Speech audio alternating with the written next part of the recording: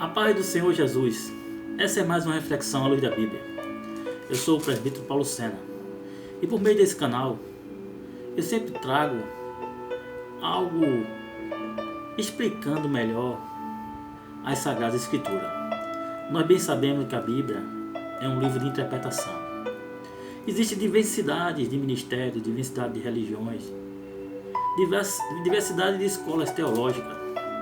E observando uma dessas,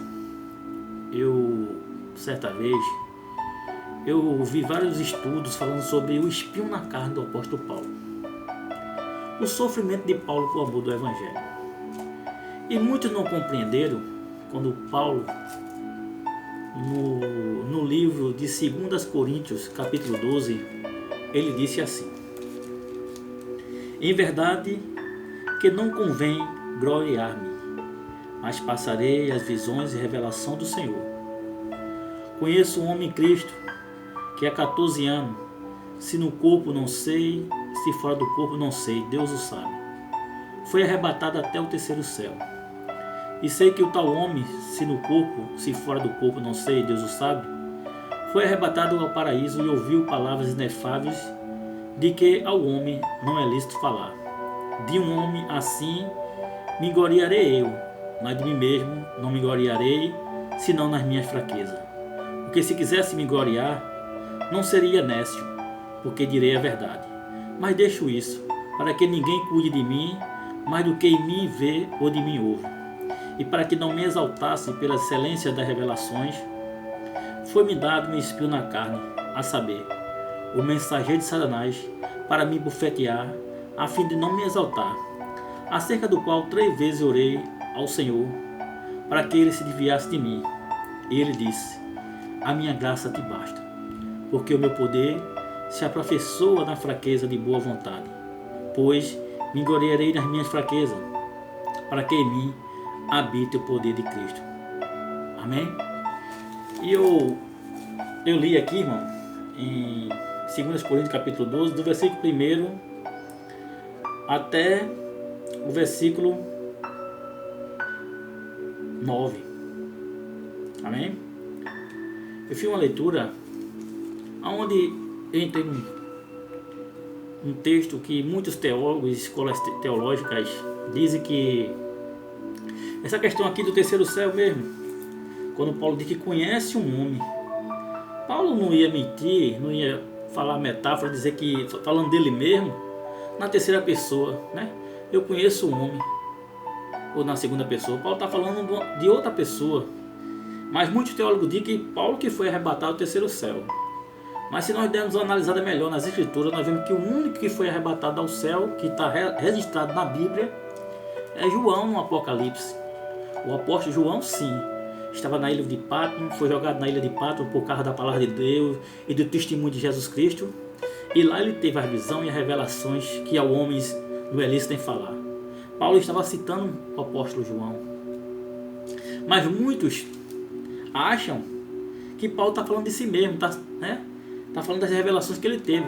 Eu bem sei que Paulo teve diversas revelações, porque mais à frente ele fala que por causa das revelações, para que ele não se exaltasse devido às revelações, para que não se gloriasse, foi dado a ele o espinho na carne, a saber, o mensageiro de Satanás, para o bofetear, a fim dele não se exaltar, acerca do qual 3 vezes ele orou ao Senhor para que desviasse dele aquele mensageiro. Aí, escutando vários debates, eu já vi pastores, teólogos dizer que Paulo era cego, que Paulo sofria de epilepsia, que Paulo era muito doente. Mas, analisando melhor o texto e conhecendo a trajetória do apóstolo Paulo, porque para conhecer a vida de Paulo nós temos que ler o livro de Atos, que conta toda a trajetória do início da conversão dele, quando ele começou a assolar e a perseguir, e a prender e a matar todos aqueles que invocavam o nome do Senhor, porque Paulo era judeu, Paulo era fariseu, Paulo ele achava que estava fazendo isso para o Senhor, ele achava que estava defendendo a lei de Deus, e por isso ele perseguiu o caminho, por isso que ele perseguiu os apóstolos, por isso que ele perseguiu todos aqueles que todos os irmãos que louvavam a Deus, que louvavam a Jesus, que creram em Jesus.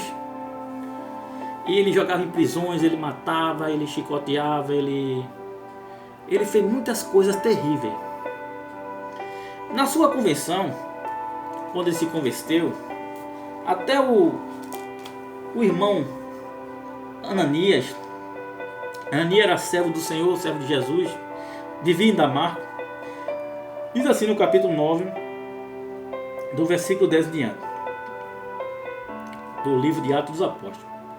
E havia em Damasco um certo discípulo chamado Ananias. E disse o Senhor em visão: Ananias. E ele respondeu: Eis-me aqui, Senhor. E disse o Senhor: Levanta e vai à rua chamada direita, e pergunta em casa de Judas por um homem de Tarso chamado Saulo, pois eis que ele está orando. E numa visão ele viu que entrava um homem chamado Ananias, e punha sobre ele a mão para que tornasse a ver. E respondendo Ananias: Senhor, de muito ouvi cerca deste homem, quantos males tem feito aos teus santos em Jerusalém. E aqui tem poder dos principais sacerdotes para prender a todos que invocam o teu nome. E disse o Senhor, porém disse o Senhor a Ananias: Vai, porque este é vaso escolhido para mim, para levar o meu nome diante de todos os gentios e os reis dos filhos de Israel. E eu te mostrarei quanto deve padecer pelo amor do meu nome. E aí começa a trajetória de Paulo, o perseguidor que se tornou perseguido. E após Ananias operar aquele grande milagre, porque quando Paulo teve a visão celestial que caiu do cavalo, quando ele ia para Damasco para prender os discípulos, os últimos seguidores de Cristo, foi quando ele teve encontro com o Senhor Jesus. Ele caiu do cavalo e ficou cego, e a voz disse: Saulo, Saulo, por que me persegue? Para tu é duro ir contra os meus escolhidos, meus aguilhões. E Paulo fez: quem és tu? Ele disse: eu sou Jesus, aquele que tu persegue. O que eu devo fazer? E Jesus deu todas as instruções a ele. E ele esperou por Ananias. Ficou 3 dias sem comer. E depois que Ananias orou por ele, ele foi cheio do Espírito Santo. No outro dia, Paulo estava pregando o caminho da salvação, pregando a Jesus. E ele veio passando por diversas dificuldades, porque se nós lemos aqui o contexto da leitura que eu fiz inicial sobre o espinho na carne, porque para mim, esse espinho na carne de Paulo é a sua consciência. Era a consciência de Paulo, não era enfermidade nenhuma, e sim algo psicológico que atormentava Paulo. Satanás lançava em rosto de Paulo todas as mortes, todas as perseguições, todos os açoites, todos aqueles irmãos que ele jogou nas prisões, e o diabo ficava lançando no rosto dele, e a sua consciência o acusava, e isso atormentava Paulo de uma maneira que Paulo ficava angustiado, e ele orava ao Senhor para que Deus tirasse aquela angústia dele, aquelas lembranças do passado, do tempo que ele perseguiu o caminho do Senhor. E ali Jesus disse a ele: minha graça te basta, Paulo, porque meu poder se aperfeiçoa na fraqueza de boa vontade. E Paulo aprendeu a glorificar a Deus nas suas fraquezas. E eu e você temos que aprender, irmão, a glorificar a Deus em meio às turbulências, em meio às perseguições, em meio a toda dificuldade, às enfermidades, a tudo. Nós temos que honrar o nome do Senhor. Nós temos que aprender a adorar a Deus em toda circunstância da nossa vida. Se Ele fizer, é Deus. Se Ele não fizer, Ele continua sendo Deus. Mas não perca a sua esperança. Assim como Jó. Jó sabia que em meio àquela calamidade, em meio a toda aquela perseguição do inimigo, quando ele perdeu tudo, a sua família, ficou enfermo, se coçando com um caco de telha, e a sua mulher chega para ele e diz: amaldiçoa teu Deus e morre. Ele: como uma louca tu falaste agora, mulher. Meu Deus me deu, meu Deus tirou, glorificado seja meu Deus. Porque ele tinha uma esperança: ainda que ele me mate, nele esperarei. E no final, no capítulo 42, ele diz: eu sei que meu Redentor vive. Aleluia. Bem sei eu que tudo podes, e nenhum dos teus pensamentos pode ser impedido. E Deus mudou o cativeiro de Jó. Deus mudou a história de Jó. O sofrimento de Paulo, que eu relatei aqui, todo o sofrimento por amor do Evangelho, muitos teólogos e até mesmo os ateus não entendem. Eu vi um teólogo ateu desconcertando a Bíblia, querendo dizer que não fazia sentido a vida de Paulo, porque Paulo atribuía todo o seu sofrimento a Cristo.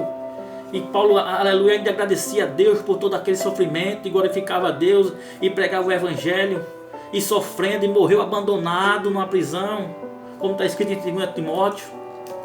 Em 2 Timóteo capítulo 2 fala que Paulo foi abandonado, estava na prisão, rogando para que Timóteo fosse visitá-lo, antes que chegasse o inverno.